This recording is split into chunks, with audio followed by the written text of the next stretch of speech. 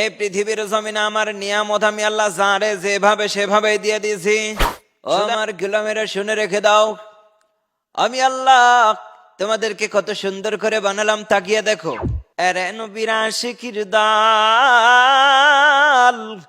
আমার আল্লাহ তোমার আল্লাহ ডাক দিয়ে বলতে জোরে গুলাম।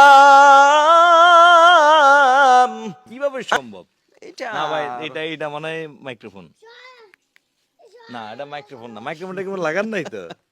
না রে ভাই, কিছুই না, এটা বুতাম। ওটা বুতা ভাই, আমি তো ভাবছি যে মাইক্রোফোন লাগাইছেন, আমি কোন পরে চালু করেছি। আমার দর্শকরা অনেক সময় কমেন্ট করে যে এটা পিছন থেকে বাজায়। হ্যাঁ, আসলে তো পিছন থেকে বাজায় না নাকি? না। আপনি কোন, আমরা কি কখনো যারা এই পর্যন্ত আপনার ভিডিও করছে কেউ কি আপনারটা পিছন থেকে বাজাইছে? না, কেউ পিছন দিয়ে বাজাই নাই। হ্যাঁ, সব তো আপনার এই যে গলা থেকে বের হচ্ছে, এই ভিতরে যে মেশিন আছে ওই মেশিন থেকে বের হয় তাহলে নাকি? আমাদের শ্রোতা ভাইদের নিয়েই বলতে হবে এখন। হ্যাঁ, এটা শ্রোতা ভাইদেরকে নিয়ে বলো। শ্রোতা ভাইদের নিয়ে মুফতি আমির হামজা সুরে একটু আমি বলি। রামজান সুরে একটু সাইজ শ্রোতা করে। ভাইদের বলি। হ্যাঁ, হ্যাঁ। এখন অনেকে মনে করে না হুজুর এ মনে হয় পেছন দিয়ে কোনো কিছু চালায়। আরে ভাই, মুফতি আমির হামজা তো এটা কখনো বলেনি। যাক, আলহামদুলিল্লাহ, রব্বে কারিম ডাক দিয়ে বলে, এই পৃথিবীর জমিনে আমার নিয়ামত আমি আল্লাহ যারে যেভাবে সেভাবে দিয়ে দিয়েছি। শুধু আমি আল্লাহর শুকরিয়া তোমার আদায় করা লাগবে। এ নিয়ামত রব্বুল আলামিন দিয়েছেন, এর শুকরিয়া আপনারে করা লাগবে। আল্লাহ বলে লা ইন শাকারতুম লা আযীদান্নাকুম ওয়া লা ইন কাফারতুম ইন্না আযাবি লাশাদীদ। জোরে বলেন আল্লাহু আকবার। আল্লাহু আকবার। আসলে এই, আপনার কণ্ঠে জোর নেই? আছে আছে আছে আছে। মাশাআল্লাহ। তো আসলে হুজুর, জি। মানে এটা কিভাবে সম্ভব? এই যে আল্লাহর নিয়ামত। তো এখন তো ধরেন দেশ দুনিয়ায় ওয়াজ করে বেড়াচ্ছেন, জি। ওয়াজের সময় স্টেজ থেকে আসে রিকোয়েস্ট আসে, হুজুর অমুক সুরের অমুক হুজুরের কণ্ঠে ওয়াজ করেন, রিকোয়েস্ট করে কেউ? হ্যাঁ, রিকোয়েস্ট করে তো আসলে বিশেষ করে বিভিন্ন মাহফিলে এগুলো করি, তবে শেষে লাস্টে এসে আমার আলোচনার পয়েন্ট শেষ করে 10-15 মিনিট 20 মিনিট এটা আমি আলাদাভাবে ওইটা করেন। পরিবেশনা করি। জি। তো এটা যে করেন, মানে আমরা কোন হুজুরটা বেশি করে? আহ, করি। অনেকে অনেকগুলা শুনতে চাই। মুফতি আমির হামজাদটা শুনতে চাই, মাওলানা মিজানুর রহমান আজহারিটা শুনতে চাই, ডক্টর জাকির নায়েক, তারপরে মাওলানা হাফিজুর রহমান সিদ্দিকী। না, আমাদেরকে তো এই যে যে মাওলানা, এই যে আমাদের বাংলাদেশের এখন আলোড়ন সৃষ্টিকারী, জি যিনি প্রতি মানে এক জেলায় একটাই মাহফিল রাখেন, জি জি তারপরেও ওনাকে আসলে দাবায় রাখা যায় না, জনগণ ওনার ভক্ত দাবায় রাখা যায় না। জি। তো ওনার কণ্ঠটা একটু বলে। এখন ওটা হলো মাওলানা মিজানুর রহমান আল আজহারি।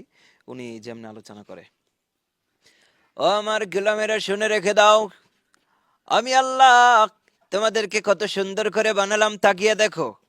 ও আমার গোলামেরা, কেন এত সুন্দর করে বানালাম? শুধুমাত্র আমার দাসত্বের জন্য তোরে বানালাম।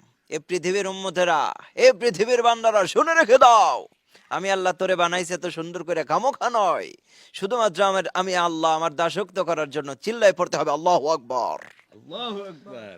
তো এই যে এটা তো মিজানুর রহমান আজহারি গেল। জি হ্যাঁ, জি। আমির হামজা তো আগেই বলছেন। হ্যাঁ, এবার মাওলানা হাফিজুর রহমান সিদ্দিকী একজন আছে, উনি ওই কোটি। আমাদের বাংলাদেশের কুয়াকাটা হুজুর, জি, ওর উপর কুয়াকাটার হুজুর। হেলিকপ্টার হুজুর। ঠিক আছে, ওনার একটু জি। বলে। এরে নবীর আশিকির দাল, আমার আল্লাহ তোমার আল্লাহ ডাক দিয়ে বলতে জোরে গুলাম। আমি আল্লাহ তোরে এত সুন্দর কইরা বানালাম, কারণ আমি আল্লাহ তোরে বানানোর কারণ ও গুলাম আমার দাসত্ব করবি। আমার দাসত্ব কেন করবি? আমি আল্লাহ বললাম ফাদুখুলি ফি ইবাদি ওয়াদখুলি জান্নাতি।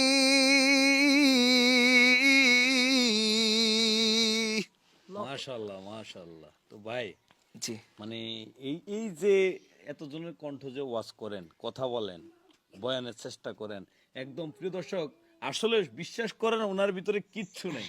মানে ওনার এই যে মানে কিচ্ছু নেই বলতে আপনার ওই যে মানে রেকর্ডিং এর কোনো সিস্টেম না, যা বলতেছে সব ভিতর থেকে আইতেছে। ঠিক আছে, তো ভাই এই জিনিসগুলো আপনি নিজের ভিতরে নিতে আপনার কত সময় লাগছে? সময় বলতে আসলে আল্লাহ কাউরে কখন কিভাবে দিবে। অনেকে আছে যাদের নিজের কণ্ঠ ঠিক না, মানে একটা গজল গাইবে বা একটু তেলাওয়াত করবে এরকমটা ঠিক না, সে সঠিকভাবে সুর দিয়ে বলতে পারে না, কিন্তু আল্লাহ পাক রব্বুল আলামিন এইটা আমার দিয়েছে, তো এটা আল্লাহর আলাদাভাবে আমার উপর একটা নিয়ামত দিছে, এইটাই বলবো। সময় লাগছে। মাদ্রাসায় যখন পড়তাম সেই সময় থেকে একটু চিন্তা ভাবনা করতাম, আর বিশেষ করে 18-19 সাল থেকে এগুলো চেষ্টা করেছি, আল্লাহ দিয়েছে। দীর্ঘদিন চেষ্টার ফলে অবশেষে আপনি ফসল ঘরে তুলতে পেরেছেন। জি। আপনি পেরেছেন। তো এই যে বিভিন্ন হুজুরের কণ্ঠে যদি আপনাকে ওয়াজ শোনানোর জন্য কেউ যদি আপনাকে নিতে চায়, জি। আপনাকে ইনভাইট করে, তাহলে আপনার সাথে যোগাযোগ করার মাধ্যম কি? যোগাযোগ করার নাম্বার মাধ্যম হলো আমার নাম্বারে কথা বলবে। জি, নাম্বারটা একটু বলুন। নাম্বারটা হলো 01777 885914। আবার একটু বলুন। 01777 885914। তো প্রিয় দর্শক, আপনারা যারা হুজুরের কণ্ঠে একাধিক হুজুরের মানে ওনাকে একজনকে নিলে আপনারা 100 জনের কণ্ঠ পাইবেন, ওনাকে একজনকে নিলে আপনার বিভিন্ন হুজুরের কণ্ঠের এই সেই সেই শুভ মানে সেই কণ্ঠ শুনতে পারবেন। শুধু একজনকে নিলে সেটা হলে যে আমার এই ভাই। তো এই ভাইকে যদি আপনারা নিতে চান ওয়াজের ময়দানে, তাহলে অবশ্যই উনি যে নাম্বারটা বলছে সেই নাম্বারে কথা বলে কনফার্ম হয়ে ওনার সাথে কথা বলে যা বলবেন ওনার সাথে বলবেন, কনফার্ম হয়ে ওনাকে নেওয়ার চেষ্টা করবেন। তো আমার দর্শকরা যদি কেউ আপনার অনেক ভক্ত আছে, তারা যদি আপনাকে নিতে চায়, আপনি কি যাবেন? হ্যাঁ, ইনশাআল্লাহ। দেশের যে কোনো জায়গায়? হ্যাঁ, আল্লাহর রহমতে এবছরেও প্রোগ্রাম করতেছি সারা দেশে। গতকালকের মাহফিল ছিল টাঙ্গাইলেতে, আগামীকালকের আবার দিনাজপুরে। আর আজকের বাসায় আসার মূল কারণ হলো আমি ওখানেই থেকে যেতাম, তো শুধুমাত্র আপনি আসছেন সাক্ষাৎকার দেওয়ার জন্য আসছে। তো আসলে ভাই অনেক পরিশ্রম করছে, ভাই অনেক পরিশ্রম করে অনেক দূর থেকে আসছেন। তো ভাইকে অসংখ্য ধন্যবাদ।